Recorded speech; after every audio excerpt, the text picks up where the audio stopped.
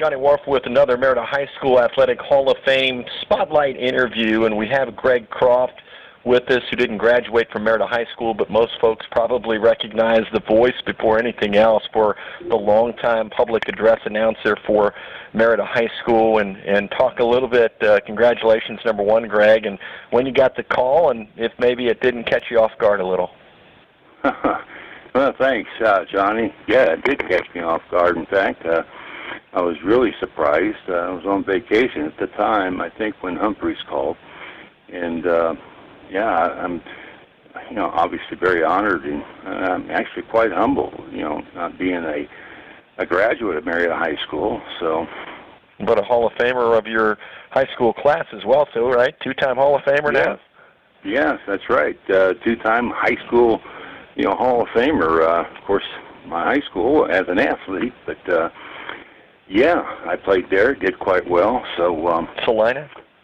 Yeah, Salina, Ohio, my hometown. I graduated there as a two-time high school All-American and in football, and I played basketball, baseball, swim and diving as well, and, in fact, I became a U.S. Army All-American springboard and platform diver, and became a member of the 1972 Olympics as a result in platform diving. Not the medal rounds, but nonetheless made the team. And then ended my athletic career, a short one-year stay in the NFL with the Redskins and the late George Allen. So that's Washington Redskins back then. Now I'm not sure today, but anyways. Yeah, I think, yeah. But yeah, sports has been in my family for a long time, so.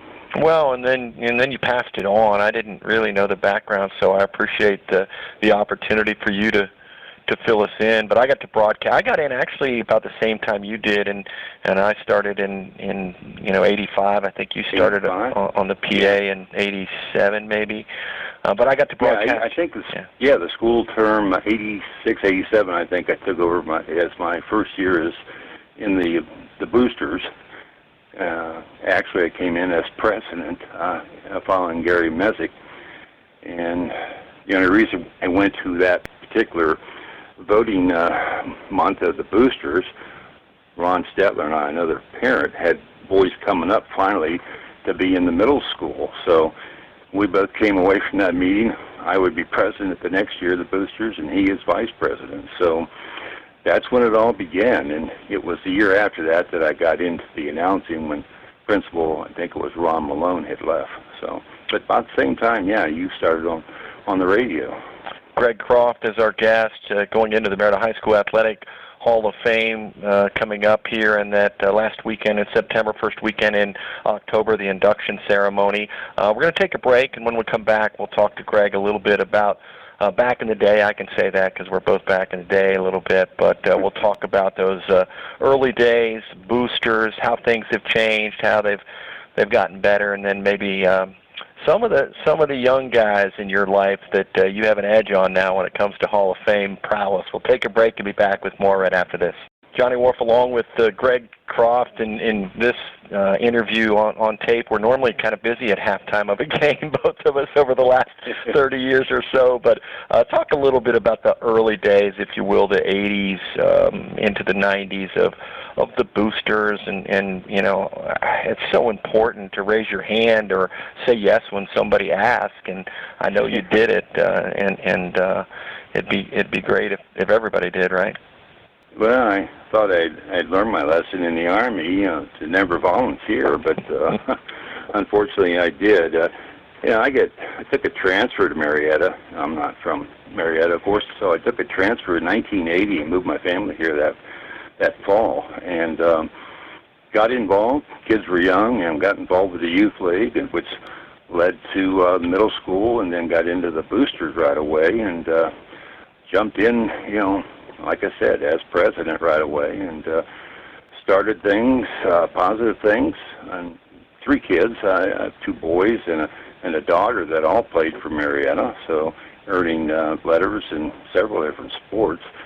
So we became very involved. Unfortunately, I think the 86, 87 year, maybe, I can't remember the time, where the school board could not financially afford to carry sports any longer, when a group of us parents got together and raised enough money to get the football season off and running that year, and then we stayed with it and then kept adding sports as we went along, and it just kind of grew from there into, oh, wow, a lot of different things. So yeah, I remember those transition years. I think the athletic director switched from Brad Williams to the then maybe Steve Sayre was a football coach, and again, those are years that are fairly vivid in my memory.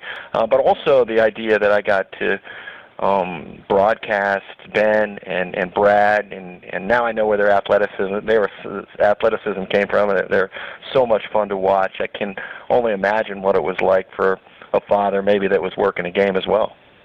Oh yeah, it was. A lot of those early years, I tried to videotape, while their mother Beth Ann cheered, but obviously I was close to all their teams and became, even more involved, not only as a parent of a student athlete, but from a booster standpoint.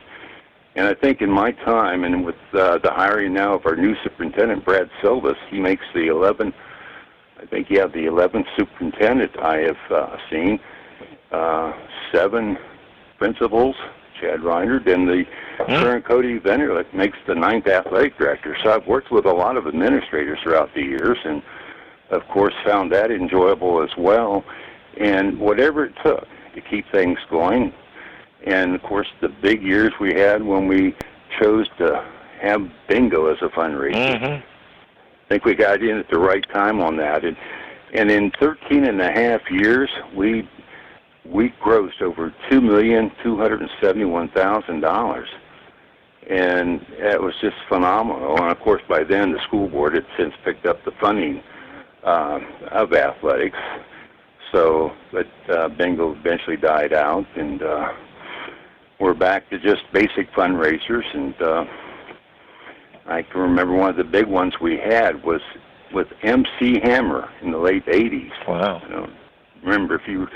Don't know if you remember that, but can't touch that. I'm not sure if anybody really remembers MC Hammer today, but that was a big one for us, and all those fundraisers led to a lot of positive things happening for us, and all for the student athlete. That's what it's always been about. So, Greg Kroft going into the 2022 Marietta High School Athletic Hall of Fame, 2-time Hall of Famer also from Salina High School athletically. Final thought, Greg, just looking back, and this is sometimes a hard question, but any standout, whether it was an issue with the microphone or somebody, anything stand out when you look back over the years and say, man, I'll never forget that one? I can remember one football season, the varsity football team, we were scheduled to play, and I forget the team, but our athletic director at that time had forgot to sign up officials. Whoops. And it took them a while, a couple, 3 hours, I can't remember, I think maybe 10:35 game got started, and in that time they asked me to, entertain the audience somehow. That's a stretch, man.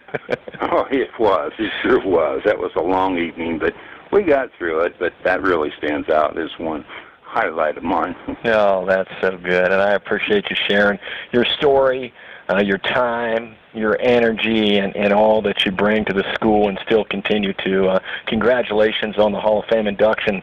Look forward to seeing you get the official nod here in a couple of weeks. Well, I appreciate that, Johnny. I look forward to, I'm just starting my 36th year as announcing, and as I keep telling the kids, I've told Athletic Director Cody Vanderlick, as long as I don't ask them to wear name tags, hey, I'm good to go. So. Fantastic. Greg Kroft, Hall of Famer, 2022.